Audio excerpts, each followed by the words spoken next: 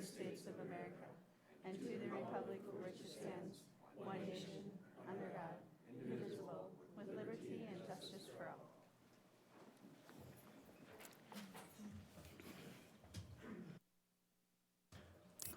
Welcome, everyone.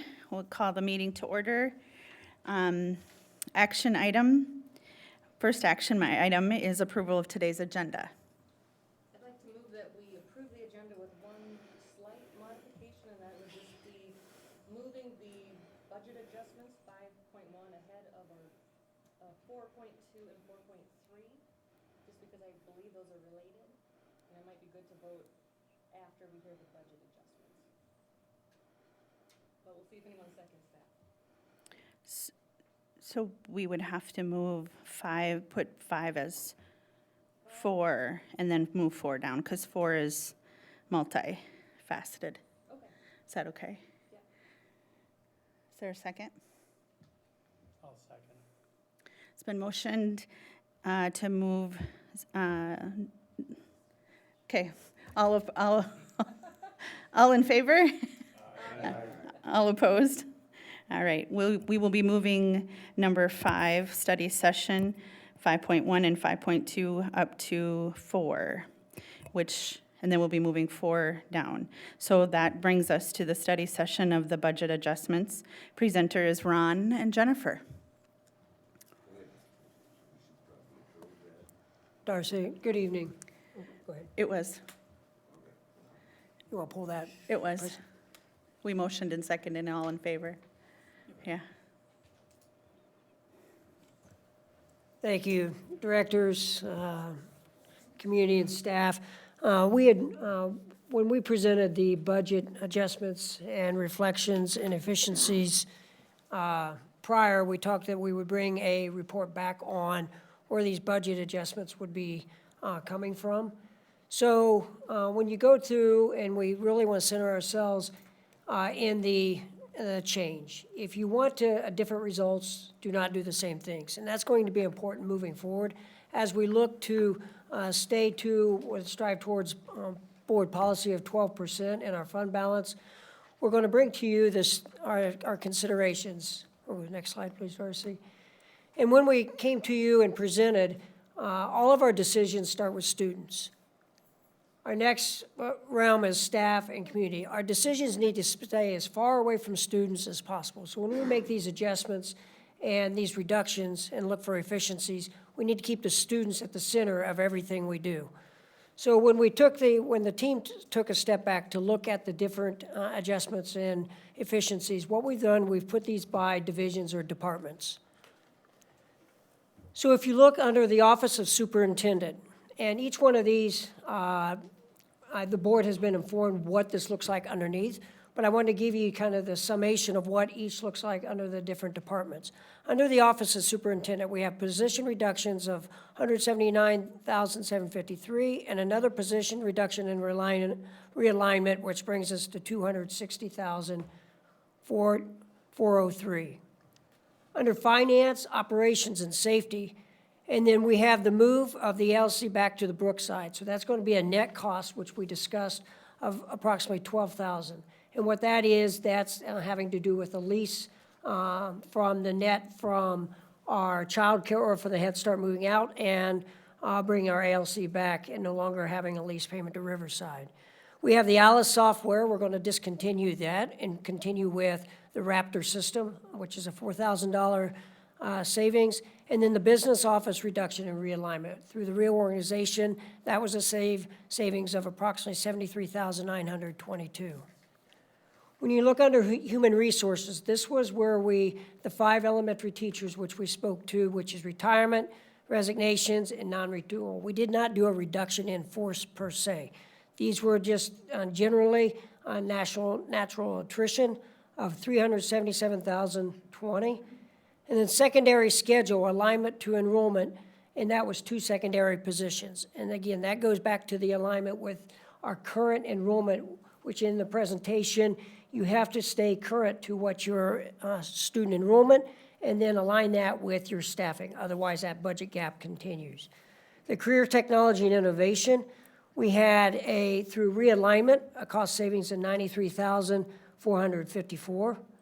Under special services, this was an office realignment for building support with a cost savings of $110,609. And then finally, under academics and accountability, we're bringing online learning back to Albert Lee with a savings of $125,000. Currently, we contract that out with Mankato. Prior to that, it was Minnetonka. Prior to that, Albert Lee did their own online academy. But we're seeing a significant drop in online academy students, so bringing that back centrally is a savings of $125,000. Reduce our secondary mailings. That is, as we continue to mail out secondary report cards, midterms, there's a cost savings at $8,600. We'll do that on request and then continue to utilize our online platform and any other supports for families. And then finally, targeted service coordination, and that's bringing dollars back centrally, and that's a savings of $12,000. So currently, our total adjustments and reductions and efficiencies net at $1,259,382.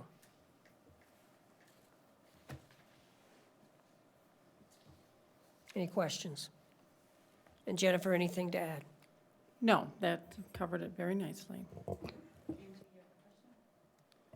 Yes, is this on? I was just wondering, and I'm sure you said something, sometimes it's just hard to take this all in so quickly. For the online learning, I'm just curious how that is saving money, just because I thought I remember, moving that to Minnetonka a couple years ago to save money, so I'm just curious how we're saving money bringing it back.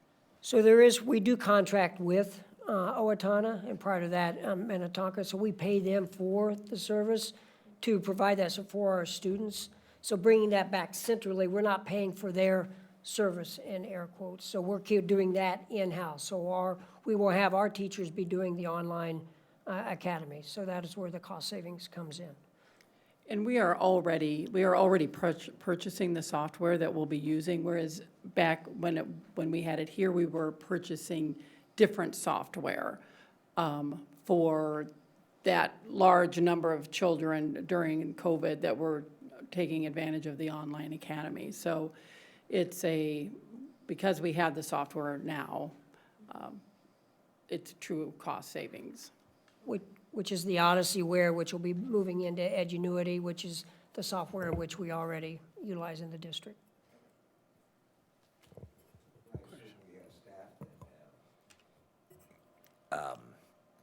Experience teaching courses online. Yes, and we do have the staff that will be able to absorb that and continue that teaching for our students. Right now, we have 23 students that were taking the online courses through Owatonna. And so I would, by 23 students in the high school, that would translate to several different courses and several different teachers. And I would assume that that would be an incursion into their current class load? Yeah, we will provide the board with an update on, once this gets built out, on who will be teaching that.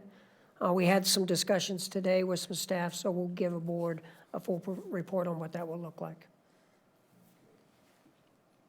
We'll be offering a 7-12 instead of a 6-12. Right now, we have 0 6th graders that are enrolled in our online, so we're moving it and shifting it to a 7-12. Yes, 20. 23 students would be somewhere in the neighborhood of one teacher, one teacher, at the secondary level anyway. Yeah, we're looking at a 0.2 to support, like, social studies, a 0.2 to support language arts for the online piece, Right. which would be an hour of the day for the online. Okay.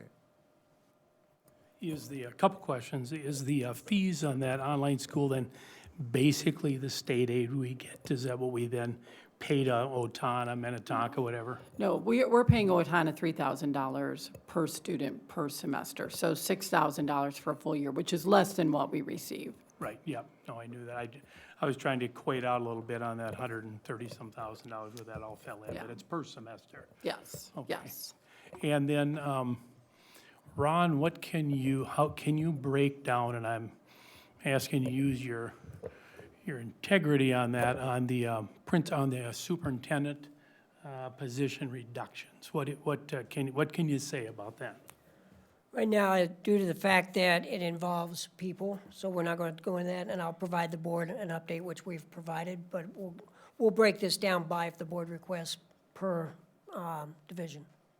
That's why I said I don't want you to Yes. extend to where you can't go, you wouldn't know where to go. But Correct. But that's not superintendent office, that would be administrative group, is that what we're talking? Yeah, since the superintendent oversees the administrators, that falls under the division of the superintendent, office of superintendent. Kimberly? First of all, I think it's a far better situation online to use our own teachers to do that. Our students may already have a relationship with them, and to me, this will just build on that. I'm just wondering, Ron, in this transition, is there going to be a need for additional professional development for the teachers that might be engaged in delivering online? Executive Director Franks, you want to speak to how we're going to support that? Yes, great question. We are looking at, you will hear Executive Director Mattson and I talk about proposed modification to the calendar. With that, we're looking at being very specific in how we're providing professional development to our teachers for next year.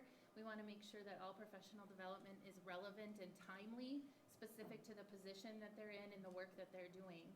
So the intention is to build that out for them. With the platform of Edgenuity, there'll be some learning components that need to take place in terms of professional development. At the front end of the school year, staff will be able to take some time with those school day, or not student contact days, but the staff development days to get familiar with the platform and be able to carry out planning for what that will look like for the year. We also can explore summer opportunities for professional development as well, as we build out who the staff are that will be taking on those positions.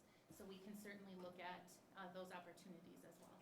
And we'll also be offering some curriculum, there may be some curriculum development through Edgenuity that may need developed, so we'll work on that as well. Director Hoffman? All right, the column, career, technical, and innovation, the 93,454, is that the savings that we'd be seeing for approving the resolution discontinuing and reducing educational programs and positions? Would that understanding be correct?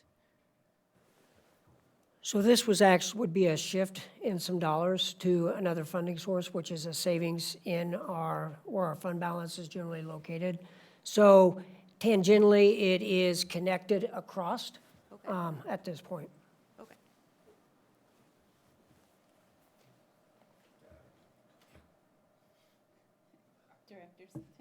Director Score? Right. I have in the past, in my mind at least, recognized an opportunity that we as a larger school have relative to online courses that might be of interest to students in smaller schools who do not have the resources or the demand for advanced courses or so specialty courses or some of our industrial tech courses. It seems to me it'd be a wonderful arrangement if we could accommodate students from other school districts to engage in our online courses, especially if they're in a situation where their school doesn't offer what we have the capability of offering. Director Score, I believe that's spot on. So as we've seen our numbers decrease considerably, what's one variable we can change? One variable that we did change was outsourcing to Minnetonka-Owatonna. So if we change that variable, do we get some students back? So that's a great point.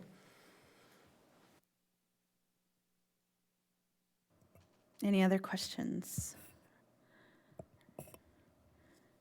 This is an action item. Oh, nope, this is just a study session, sorry. I got my 4s and 5s mixed up, sorry about that, guys. So any other questions before we move on for our 5.2? Thank I you. do, I do. Oh, sorry. So process-wise, these proposed budget adjustments will be finalized at our next board meeting? I'm just trying to get my head around the process. So these budget adjustments will actually just be part of the budget that you will approve in June. To get to where we need to be. Thanks. Great. Okay, so we will move on to, actually, it's the new 4.2, the recap of the Southeast Minnesota Welding Competition. Director Halverson.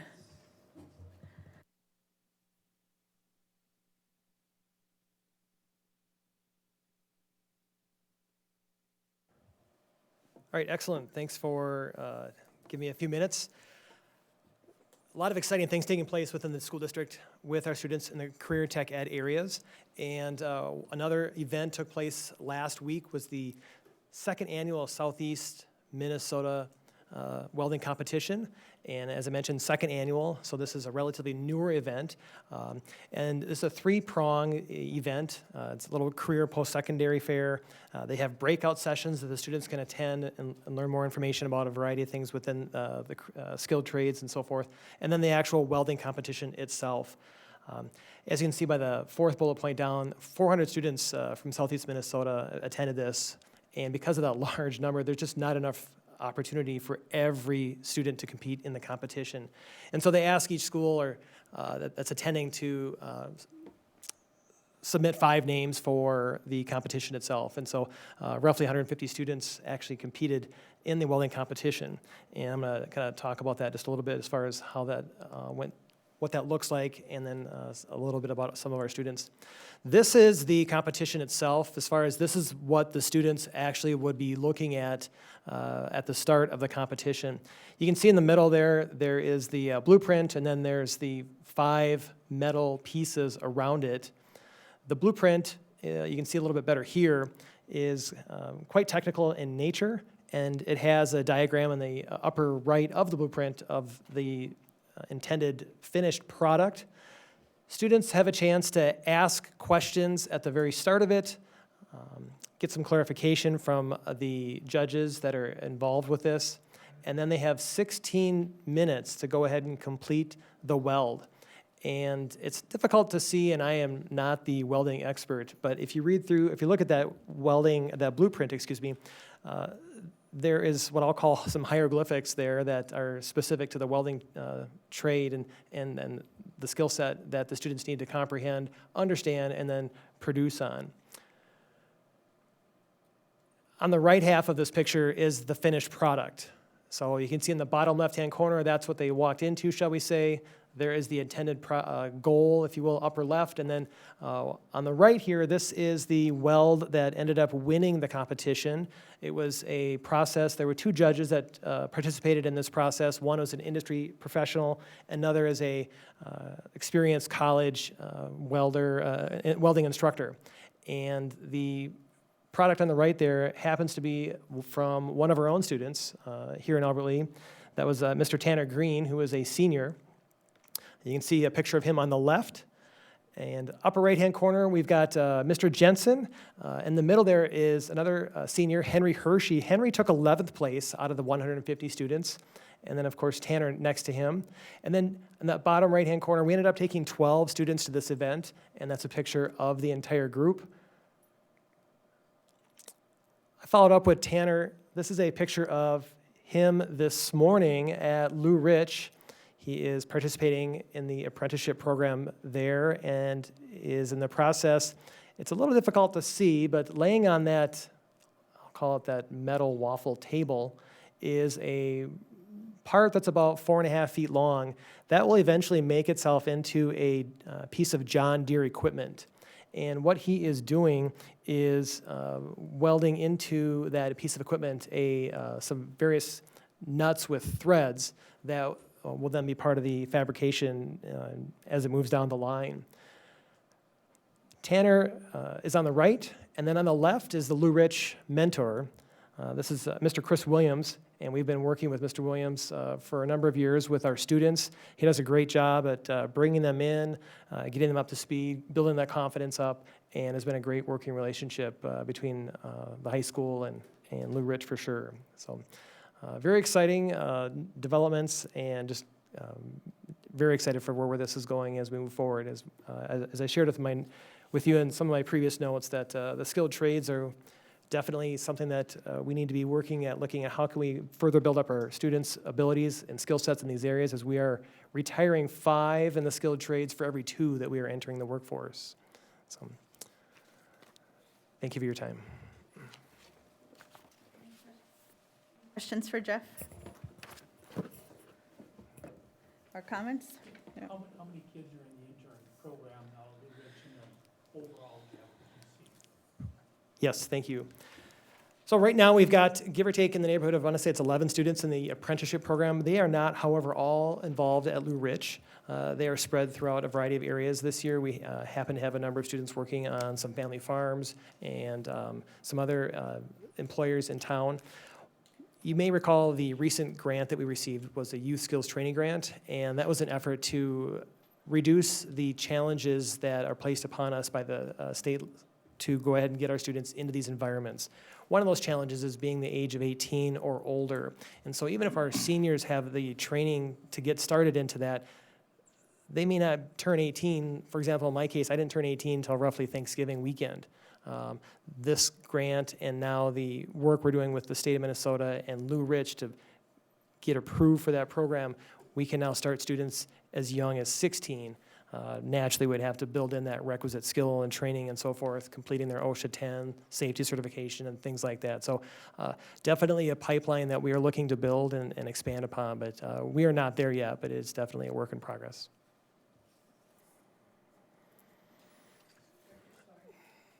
This is another one of the dreams that I've had for a long time, where we take giant steps forward in trades and skills such as welding and electricity and plumbing and so on. It's a giant step forward back to the 13th century when they had guilds and masters and journeymen and apprentices. So what kind of an educational structure, you mentioned mentor, part of my vision would be for those skilled people working at Lou Rich and other places would be their teachers. Yes, thank you. So naturally, there's that foundation skill set, which starts in our classrooms at the high school. And it's building up that understanding of safety components, general foundational skill sets, and then now with this new equipment that we'll be receiving in the next year, the ability to train up our students to an even higher skill level. And then that mentor relationship at the employer is just as you would have for somebody doing some onboarding experience as a new employee who would be assigned to somebody who's working with them in that onboarding journey to get them to the point where this is where things are located, this is how we do things, here's some of the safety components, this machine has some of these nuances, and just that's kind of that mentorship there, and then reviewing the work that they're doing. Because we looked at that picture that I shared with you earlier as far as at Lou Rich this morning. That needs to be done to a certain level of specification, or there's no value with, in this case, John Deere, to contract with Lou Rich. So there's that oversight and that, I don't know if supervision's the word, but the mentorship is just kind of a shoulder-to-shoulder type of thing, yes. So are there conversations between these mentors and the high school, or school staff, whose direction this program is? Yes, thank you. And so, as I mentioned, we are looking to expand this reach. So, for example, this summer, Mr. Jensen, who was the teacher that took the students to the competition, he is participating this summer in an internship at Lou Rich, and they will be paying him for that internship experience to get some of that industry-relevant experience. He's proven himself to be a very talented welding instructor already, but this will just further enhance his tool set. Thank you. I think that's a good arrangement, where our teachers actually get out and work at the sites where our students are getting some apprentice experience.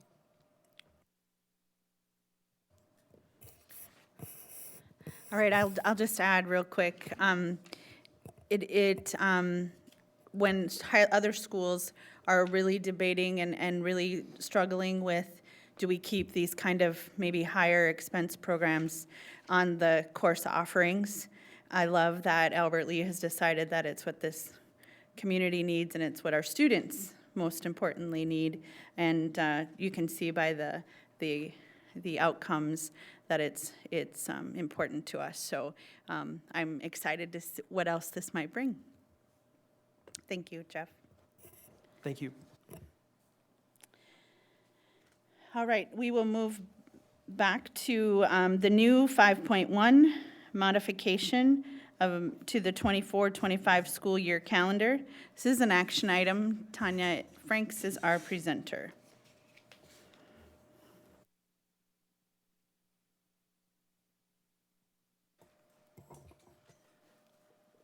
Right. Good evening, Chair Nelson, directors. We are here this evening, Executive Director Mattson and I, to discuss proposed calendar modifications for school year 24-25. Keeping at the center of this is students. You have seen this visual in a previous presentation of mine. Leading with our mission to ensure individual academic, social, and emotional growth that leads to engaged citizens and lifelong learners.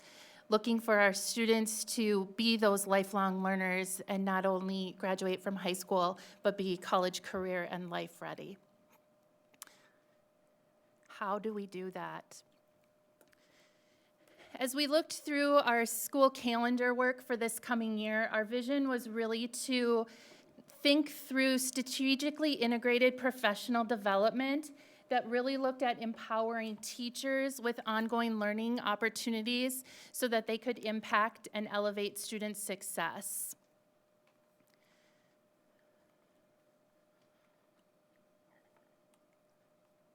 Third time will be a charm. Darcy? I don't know, I clicked it 3 times. There it goes, okay.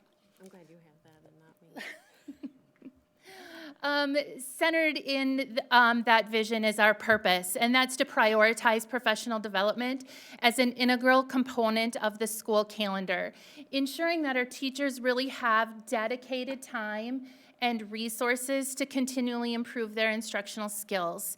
As Director Schindler asked in the previous portion of the meeting this evening, and Director Score as well, what will that look like for teachers? How will we support the teachers taking on the online academy? This is one of the components that we really want to focus on in our vision and our purpose, is ensuring that our teachers have that dedicated time, and making sure that time is quality time that's purposeful and relevant, very strategic to the work that they do every day. So as Executive Director Franks had mentioned, with that vision and that strategic planning, as we moved forward and really looked at our 24-25 approved calendar, really started to think as far as timing of professional development and as well as conferences that we have inconsistent between elementary and secondary. We went ahead and asked for a calendar committee meeting. So we did hold that meeting on April 15th. And as a reminder, our calendar committee is a group of staff members from each unit, parents, and then administration as well. So it was a really good turnout and attendance for that. And at that calendar committee meeting, we reviewed what our current calendar looks like that we have approved for 24-25, and then also had that discussion around conferences, how that differs if you are an elementary family or caregiver or the secondary student family caregiver. So along with that, then looking at professional development and where that timing was throughout the 24-25 school year. We did ask for their feedback as they had taken it back to their unit members, and we had asked for that feedback to Darcy through May 1st. So walking through with the calendar committee, as well as, Executive Director Franks, the calendar that we have printed out, it does look a bit small on the monitor here. Our recommended modifications would include the following. So August 13th would be a district day for staff members. That is a day that is added. And then with that, the Albert Lee Academy, which we would take that time to really strategically plan out professional development on the 3 days, September 30th, February 14th, and April 21st. Those would be student contact days originally in the calendar, then moved to professional development days. And then looking at those pre-K-12 conferences, again, as we had mentioned, the consistency for both elementary and secondary. Both elementary and secondary conferences would be held on November 4th and February 24th.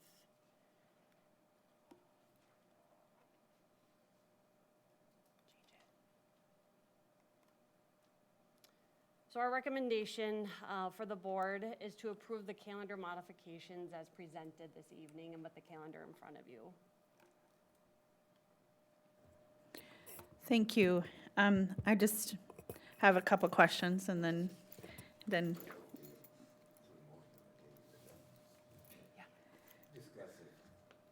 I'll make a Sure. motion to approve the calendar as presented with the modifications for the Albert Lee Academy. is there a second?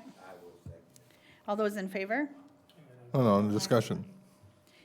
See, this is why it's confusing. So Gary and I went to a training, and we don't have to do this before. So that's why I'm a little confused, so I apologize. We will discuss, and then I will ask for the vote. So now, are there any questions for our two presenters? I do. This is just a one-time modification in the calendar to take 3 instructional days off and convert them into professional development. Do I understand that correctly? So the modifications that we have for today really is the starting point of us to strategically plan out what the following years would look like. Okay. But yes, the 3 for the 24-25 school year. And I have one more question. Yep. It seems like, give me the rationale for September 30th. Looked like the other dates, February 14th, April 21st, seem to be tied to a holiday, where September 30th is kind of out there on its own. Just give me some sense of the rationale behind that. Very good question. The September 30th date was actually strategically planned with the READ Act requirements and a literacy adoption. The recommendation of the literacy curriculum is that you have a session 6 weeks after the start of the school year to continue your launch and module and lesson study.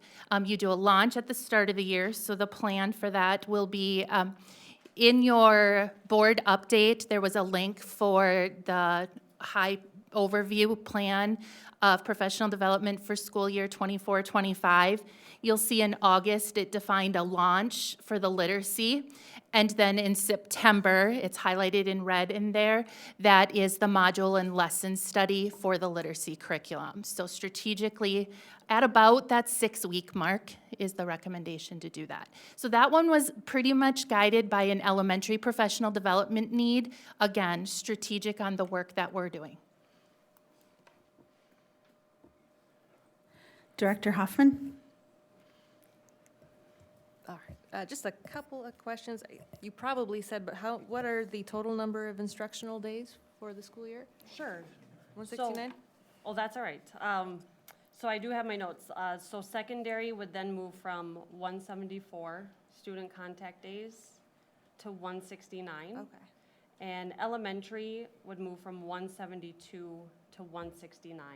And the difference, again, for that 174, 172 is previously, or in the current calendar, November 4th and February 24th were elementary day conferences.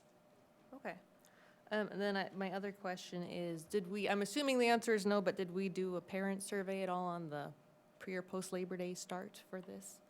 Or did we just rely on the calendar committee?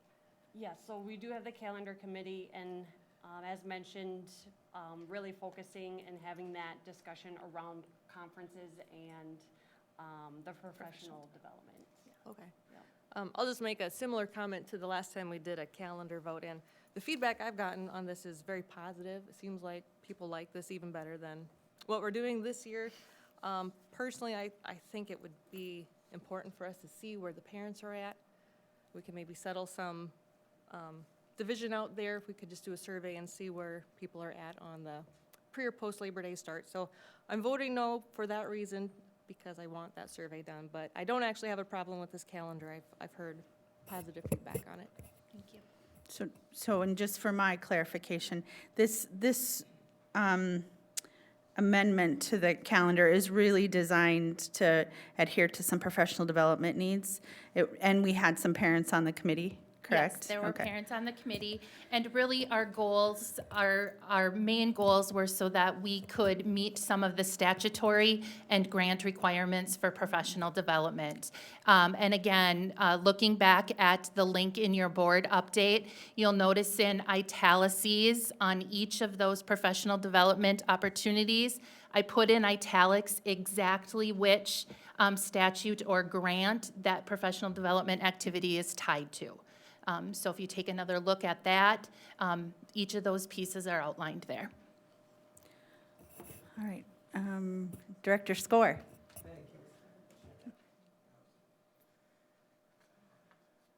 As a former classroom teacher, as you all know, student contact days are very dear to me. In fact, I believe I was the one who, 7 or 8 years ago, moved that we increase the student contact days to 174 days, and 169 is considerably less than that. And I appreciate the fact that there are some exceptional demands on our staff relative to statutory and developments in the manner in which reading and literacy is taught, which do require a considerable amount of staff development, especially since, to my horror, I discovered that our universities and colleges aren't providing that instruction in literacy and reading. So I have no problem with this arrangement, but I would have a problem if we continue into the future at 169. I would much rather see we get back to 174. Thank you. Director Clark. Well, as Director Score said, as a former classroom teacher, I totally agree with the number of contact days. What is the minimum contact days that we need to have as a school district? 165, am I right? Yes. Okay. We're, Yes.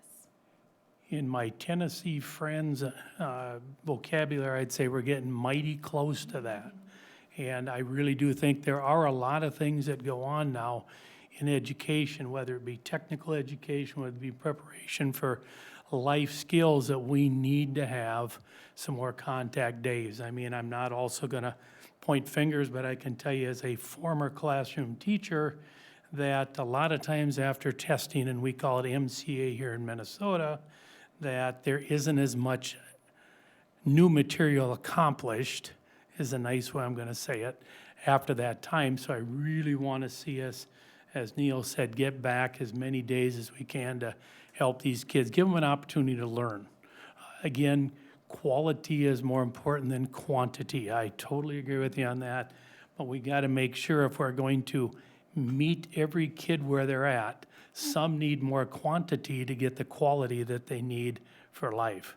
So I would vote against it again, not saying we shouldn't have these dates in here for extra work for the staff. I just said I don't want to see our kids get cheated out of too many more days. Thank you. Superintendent Wagner. Thank you. Well said. And it is about the quality versus the quantity as we think about the teachers as the number one lever to student achievement research supports that. And knowing that also, being a former teacher, you begin to get initiative overload when everything comes pouring in.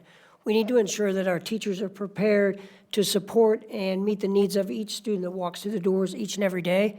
And it's our moral obligation to, and going back to the quote, to ensure that our teachers are properly prepared. And know that we have a new curricular coming on board. There is an example in which I came in as a math teacher with a traditional model. The curricula, which is a tool, was through an inquiry base, which was a constructivist model. When those two intersect, you actually do more damage with the utilization of the tool when you try to overlay a traditional model to a constructivist. So without that professional development, that professional learning, I would have done harm as a teacher, but I ensured that I had that proper support throughout my time as a teacher as well. So it is important that we invest in our teachers moving forward. And yes, it is about giving that quality and support, that professional learning. As the READ Act comes in, as we move through the letters training, which letters is showing that's having an impact. We're hearing that, and not only from our teachers, not only in our classrooms, but across the state. It's supported at the state. The state is actually looking to modify those hours as a proposal in the omnibus bill to move forward to ensure that our teachers are properly prepared. So thinking forward, what is that going to look like? But all ultimately keeping and hearing from our students, keeping our students at the center, and knowing our teachers need to be prepared each and every day to meet the needs of our students. The only thing that I will comment on is, I know through the years, it gets heavy January, February, and the first part of March, right? Because that's about, right in the middle there is about when teachers really need that support, that time to kind of take a breath, maybe learn, kind of look at what's been going on and think about how we're going to finish the year. So I think the 14th is a great work on the committee's part to really be strategic about what that looks like for students and for our faculty and staff. So I appreciate the work on this. Any other questions or comments? Just one follow-up. Thank you, Madam Chair. Just in regards to aligning our K-12 conferences, so essentially we also need to remember that many of our staff are parents in the district as well. So that did often conflict with, for example, at the high school on the February 26th for conferences when the elementary was out. The high school had a significant amount of absences. In fact, 36 staff were absent on that day. On February 12th, when there was, all K-12 was in session, there were only 10 absences at the high school. So we know that our staff need to be present as well. So this is our staff, caregiver, and community is aligning our conferences across K-12. Go ahead, Dave. This is well, it's related to this, but I would like to ask for consideration on our 5-1, 5-2, and 5-3 to do roll call votes because they are important issues. Okay, thanks. Yes, request taken, and we will do roll call for all three. So we will start with, if there's no more questions or comments on 5-1, we will ask for a roll call vote for 5-1. Bruce? Aye. Davey? Nay. Dave? Nay. Gary? Aye. Angie? Neil? Aye. And Kim is aye. So, motion carried 4-3. Moving to 5-2, resolution placing licensed staff member on unrequested leave of absence. This is an action item. Ashley Matson presenting.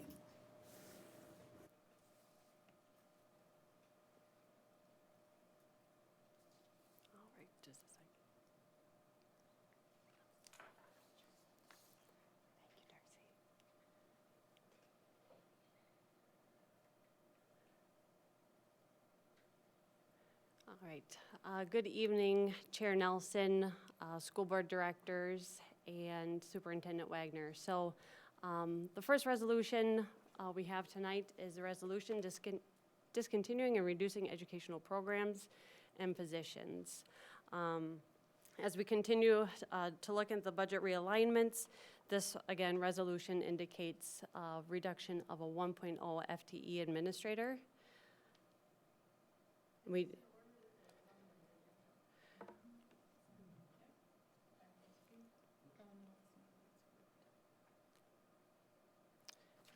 Darcy, would you be able to bring up the board book? The paper agenda is.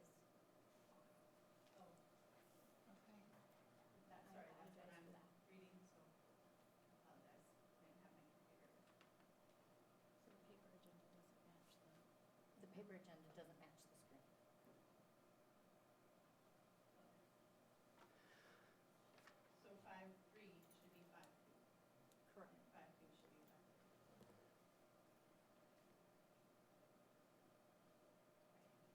Yes. So 5, so we'll back up. Sorry about that. So we'll do the new 5.2, which is still Ashley presenting, but this is the resolution discontinuing and reducing educational programs and positions. Yes.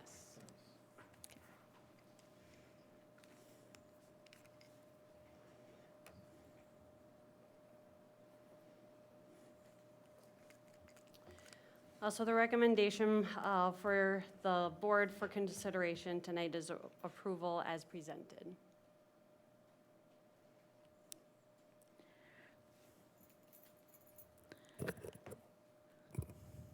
I will ask for a motion before discussion. Is there a second?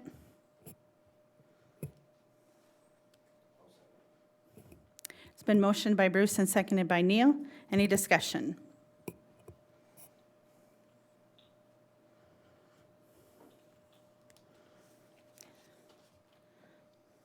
Director Klott? Yep. I agree with, as we talked about the cost-cutting measures, frankly, I'll think we're cutting a little close to the students as we show those diagrams.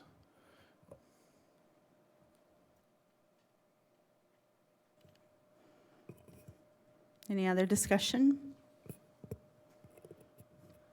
One Director Hoffman? Yes, one thought, so it's reducing one full-time administrator position, but is it also adding one position in the teacher unit? Is that correct? So the second resolution, depending on the vote on this, then impacts a staff member who would then shift into the teacher's unit.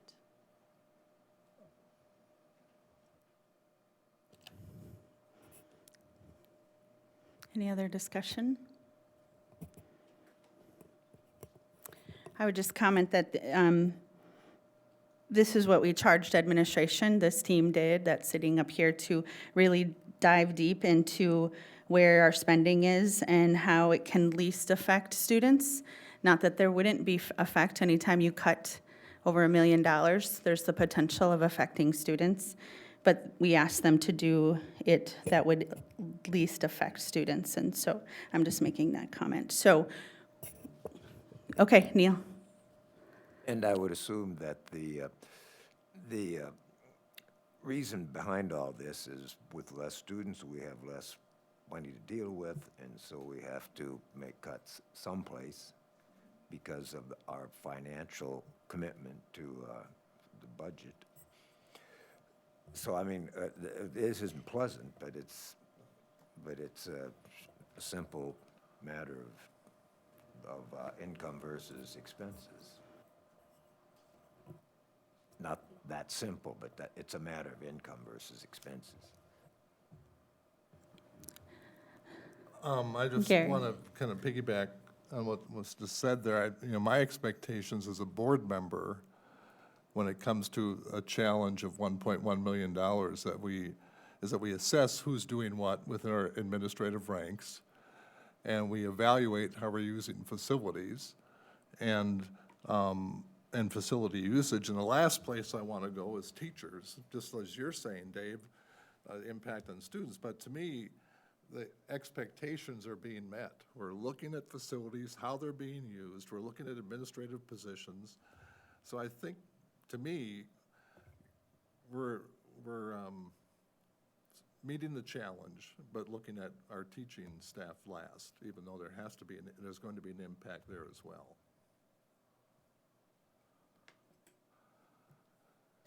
Thank you all for your comments. Go ahead, Dave, sorry, I didn't see you. I agree we're meeting the challenge, but as I said, I think we're meeting the challenge closer to the students.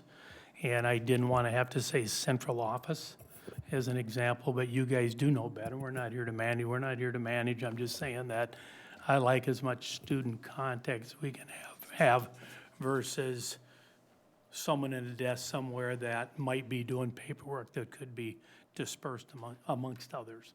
Like if we make a change in positions from one contract to another, like we will look at later. That's all. Sure. Okay. Angie, yep.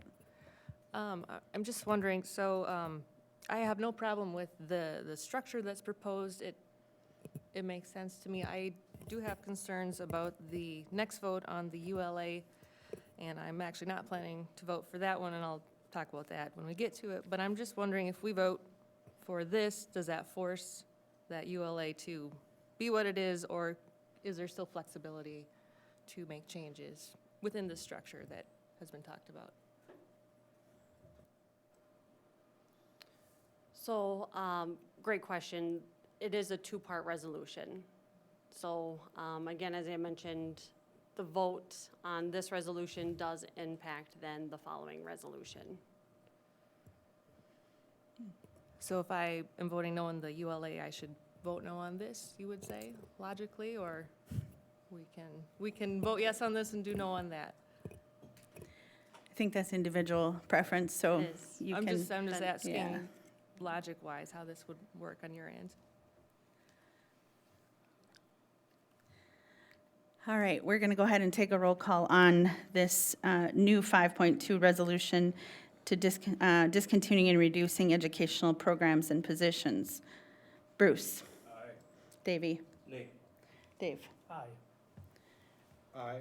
Sorry, Gary. Angie? Aye. Neil? Aye. And Kim is an aye. Passes 6-1. Thank you. Now moving to resolution, the new 5.3, resolution placing licensed staff member on unrequested leave of absence. Again, Ashley is the presenter.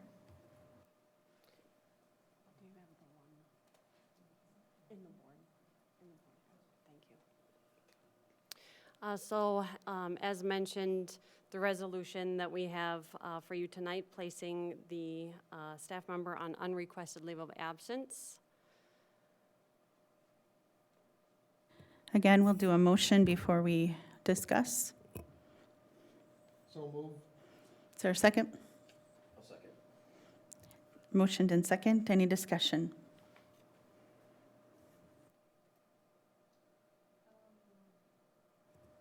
I do have some concerns about this.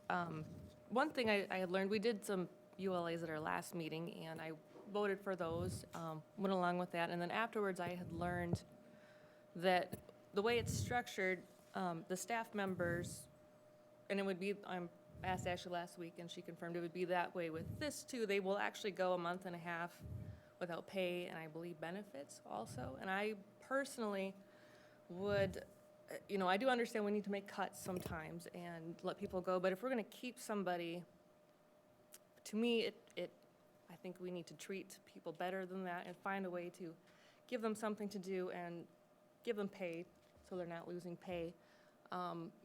It just seems cruel to me to do it this way. I'm just hoping there's a different way to do that.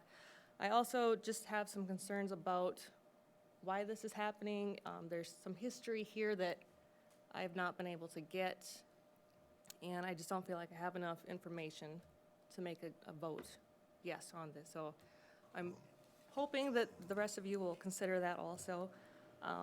And then just for public record, I just wanted to mention for the employees' sake, from the last vote too, when the public hears, unrequested leave of absence, they assume the employee has done something wrong, and this is discipline. And my understanding, you can correct me if I'm wrong, But my understanding is this is simply just to transfer people from one bargaining group to another. So I'm just hoping that can make the record for the sake of the employees, both tonight and then the two at our last meeting, too. Thank you, Angie. Gary? Then, Ashley, we're following contract provisions as far as our course of action that we're taking with the motions that we're taking. That is correct. As listed in the resolution, it is in agreement with the Administrative Association's master agreement between the district and that association. Thank you.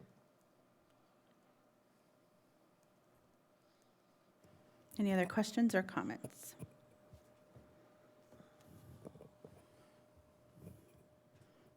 Questions or comments?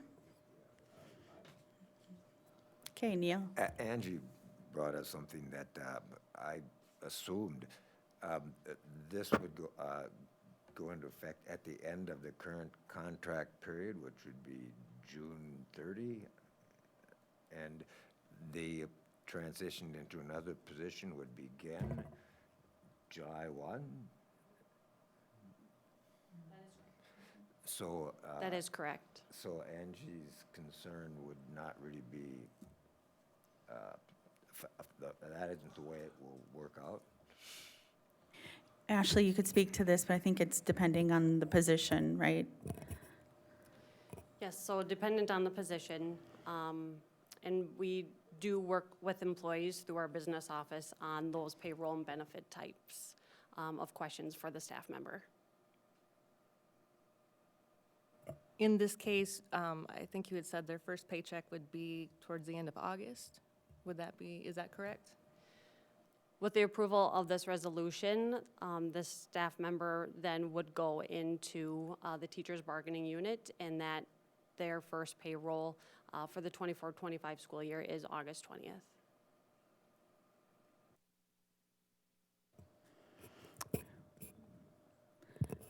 Okay, we're going to go ahead and do the roll call vote. Bruce? Aye. Davey? Nay. Dave? Nay. Gary? Aye. Angie? Nay. Bruce? I'm sorry, Neil. You're one and the same. Sorry. Neil? Sorry. Aye. And Kim is an aye. Motion carries 4-3. Thank you for your work. And before we adjourn, just a reminder that our next meeting is Monday, May 20th. It is a regular meeting, and we'll center in our mission to ensure individual academic, social, and emotional growth that leads to engaged citizens and lifelong learners. Is there a motion to adjourn? So moved. Second? Second. All those in favor? Aye.